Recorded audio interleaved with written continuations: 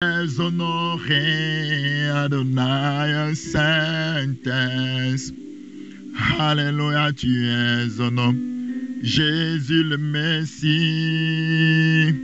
Jésus le Messie, tu es honoré. Jésus le Messie, Saint-Esprit,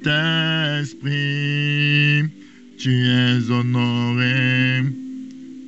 Bonjour, bien-aimés, bienvenue dans votre émission Le Pain Vivant Quotidien. Alors aujourd'hui, nous continuons notre enseignement, nous sommes le 7e jour dans le calendrier grec. Et au 7e jour, Dieu a dit, il est entré dans son repos, il s'est reposé de ses œuvres. Alors nous parlons chaque dimanche du Shabbat, du repos que Dieu donne, du repos que Dieu représente. Alors aujourd'hui, je veux parler principalement du repos éternel, c'est-à-dire des personnes qui sont chrétiennes, qui ont cru dans le Seigneur Jésus et qui meurent. Et ces personnes qui meurent là, ils entrent dans le repos de Dieu. Alors sans plus tarder, on va aller dans la parole de Dieu. Tu vas te positionner dans Apocalypse 14 à partir du verset 12 à 13. Apocalypse 14, verset 12 à 13. C'est ici la persévérance des saints qui gardent les commandements de Dieu et la foi de Jésus. Et j'entendis du ciel une voix qui disait, écris. Donc c'est Dieu qui parle. Il dit à l'ange, il dit à l'apôtre Jean, écris. Qu'est-ce que l'apôtre Jean doit écrire? Je le lis maintenant. Heureux dès à présent les morts qui meurent dans le Seigneur. Oui, dit l'Esprit, afin qu'ils se reposent de leurs travaux, car leurs œuvres les suivent. Oh mon frère, ma soeur, sois abondamment béni. Sois abondamment béni, toi qui écoutes cette parole. Je veux te dire que tout ce que tu fais, toutes tes œuvres, les œuvres les suivent. Alléluia. Et ils se reposent de leurs travaux. Donc ça veut dire quoi? Écoute-moi. Tout ce que tu fais, par la foi en Jésus-Christ te suivra. Lorsque tu quitteras cette terre, ici on ne parle pas des œuvres de la chair. On ne parle pas des œuvres de la loi, que tu fais les choses pour prouver aux hommes, pour montrer par exemple.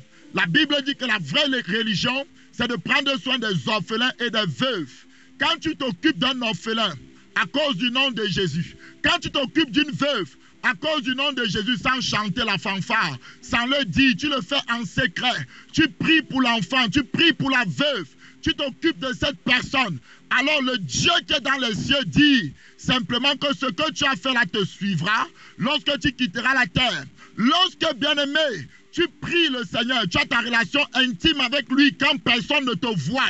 Tu es dans le secret. Tu cherches la face de Dieu. Tu cherches l'approbation de Dieu parce que tu as foi en lui. Parce que tu sais qu'il existe. La Bible dit que ceux qui s'approchent de Dieu doivent croire qu'il existe et qu'il est le rémunérateur de ceux qui le cherchent. Lorsque tu le cherches dans le secret, alors si tu quittes la terre, ce que tu as fait dans le secret là, Dieu te le remontera là-haut. Il te montrera comment il prenait plaisir lorsque tu cherches sa face. Lorsque tu médites les Écritures seul, dans le silence, tu lis la Bible, tu cherches à te rapprocher de Jésus là où personne ne te voit.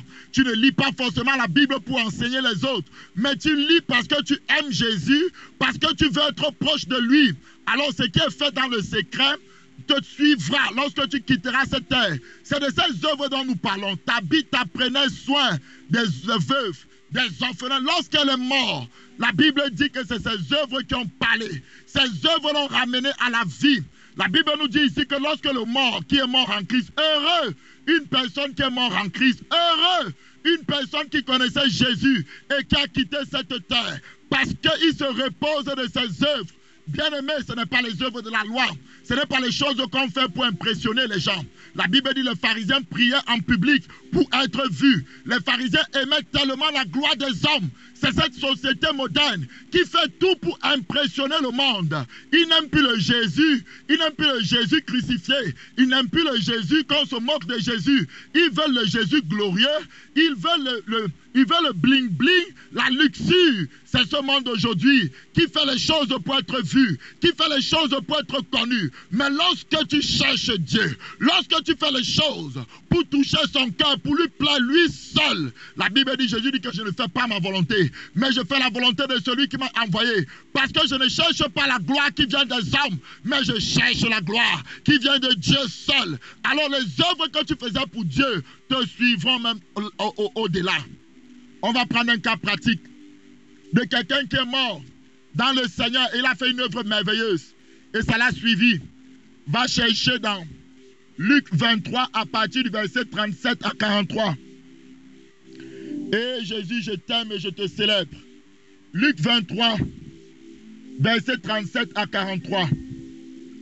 L'apôtre Paul disait, la mort est un gain.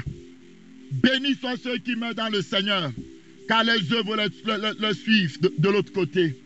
Verset 37. Que me dit la parole? La Bible dit ici clairement, il disait, si tu es le roi des Juifs, sauve-toi toi-même. Il y avait, verset 38, il y avait au-dessus de lui, on parle de Jésus, il était sur la croix, entouré de 2 brigands.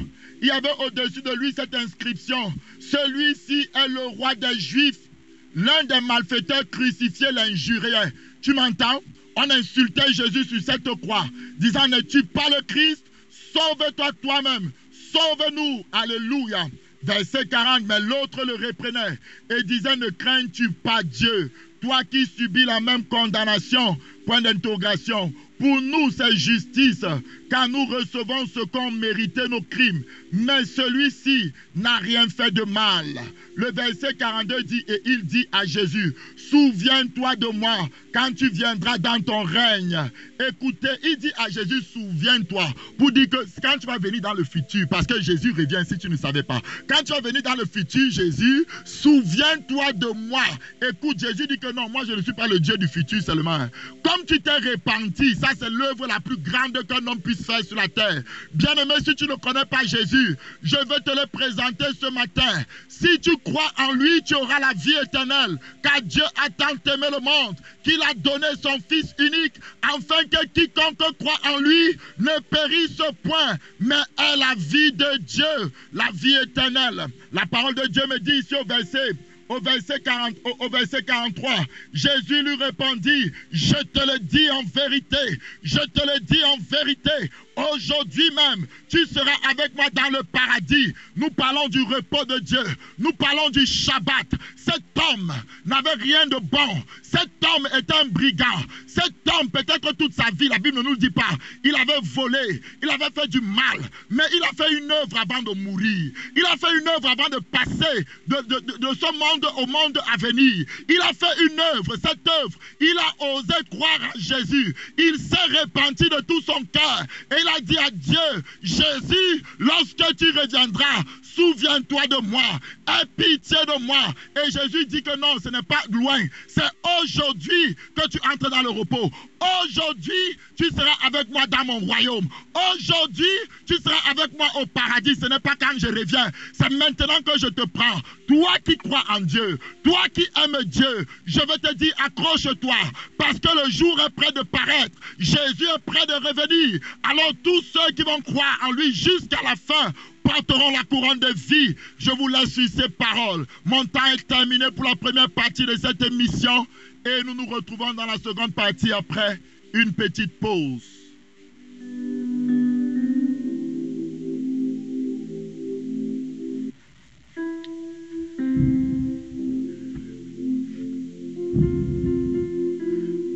Merci Seigneur Jésus. Nous te bénissons. Bienvenue dans la seconde partie de cette émission. Ici, nous parlons de l'imposition des mains. Et hier, nous nous sommes arrêtés là où Jacob était en train de prier pour son fils, pour ses petits-fils. Et il déclarait des paroles de foi. On peut aller se positionner dans Genèse 48. Oh Jacob, j'ai dit à quelqu'un de faire comme Jacob. J'ai dit à quelqu'un de prier pour ses enfants. J'ai dit à quelqu'un de bénir ses enfants. J'ai dit à quelqu'un de parler. Jacob, Genèse 48, verset 11 à 20.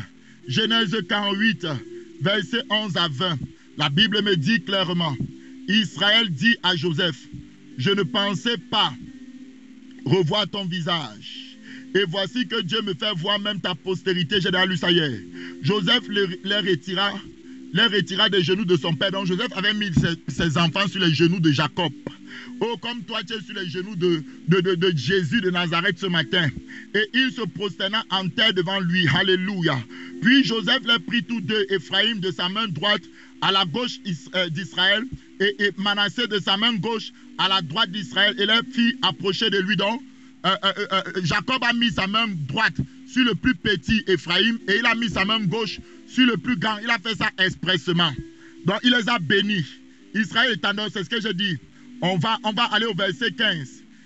Il bénit Joseph et dit que le Dieu en présence duquel ont marché mes pères, Abraham et Isaac, que le Dieu qui m'a conduit depuis que j'existe jusqu'à ce jour, que l'ange qui m'a expliqué, qui m'a délivré de tout mal, bénisse ses enfants, qu'ils soient appelés de mon nom et du nom de mes pères, Abraham et Isaac, et qu'ils multiplient en abondance au milieu du pays. Vous voyez la bénédiction. Joseph vit avec des plaisirs que son père posait sa main droite sur la tête d'Ephraïm. Et donc, il disait que non, tu dois plutôt mettre la main droite sur le grand frère et la main gauche sur le petit frère. Mais ici, le choix de Dieu était sur le petit frère.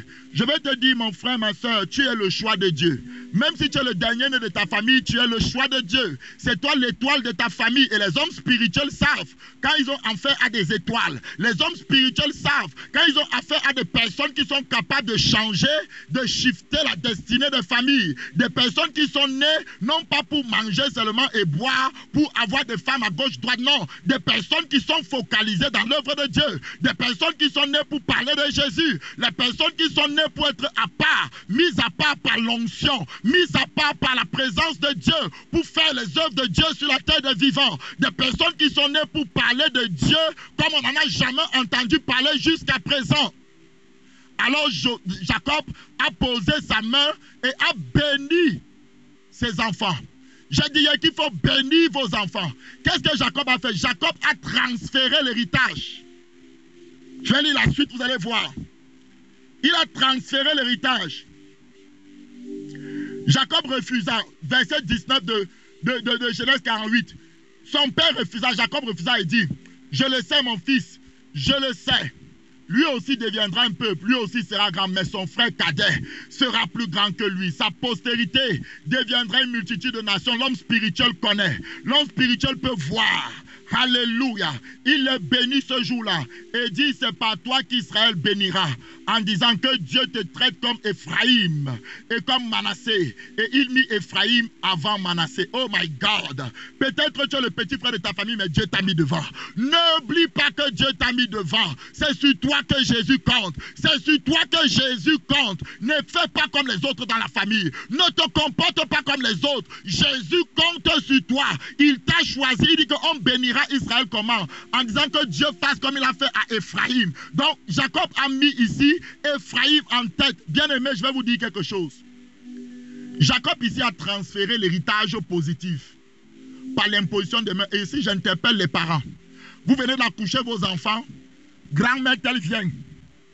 Vous ne connaissez pas son Dieu. Vous savez vous-même que son Dieu, ce n'est pas Jésus-Christ.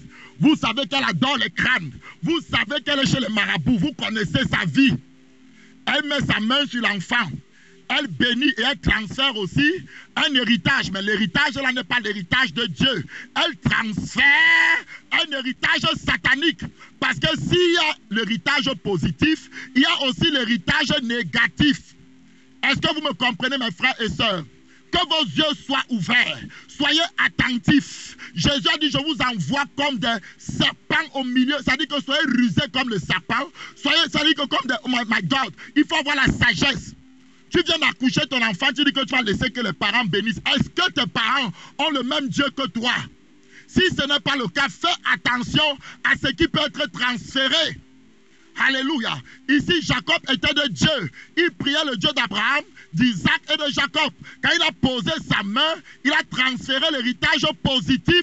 Il a transféré l'héritage de Dieu. De la même manière, les gens qui transfèrent leur héritage, ils ne font pas exprès. Quelqu'un qui n'est pas de Dieu transférera aussi les choses négatives qu'il a là-bas. Vous me comprenez, ça veut dire quoi? quand l'enfant vient de naître, quand l'enfant est petit, faites attention aux gens qui touchent sa tête. Faites attention aux gens qui touchent sa tête en déclarant des paroles. Ne dites pas que non, c'est juste un jeu. Ce n'est pas un jeu, mon frère. C'est toi seul qui joue. La personne là ne joue pas. Faites attention. Voilà pourquoi c'est important de suivre les enseignements. La doctrine, c'est juste en train de prêcher sur la doctrine de l'imposition des mains. Voilà pourquoi dans nos familles, quand les enfants naissent souvent, vous allez voir, on va verser l'eau devant la porte, on va faire des choses, quelqu'un va proclamer des paroles. Il est en train de transférer un héritage. Mais est-ce vraiment l'héritage du Dieu d'Abraham ou l'héritage du Dieu de ses ancêtres? Parce que s'il y a le côté positif, il y a encore plus le côté négatif. S'il y a l'or pur qui existe et qui se trouve en zone profonde de la terre, il y a aussi l'or falsifié qui se trouve partout. Il y a plus de faux que de vrai. Ça veut dire que le vrai héritage est rare, mais l'héritage des démons, l'héritage des coutumes, l'héritage de maman, quand les gens posent les mains sur vos enfants, faites attention. Alléluia. Bien-aimés, on va continuer ça demain. On va continuer ça demain. Soyez bénis. Que la grâce de Dieu soit sur vous. On se retrouve demain. Soyez abondamment bénis. Alléluia. Été béni, Seigneur Jésus de Nazareth, ma force.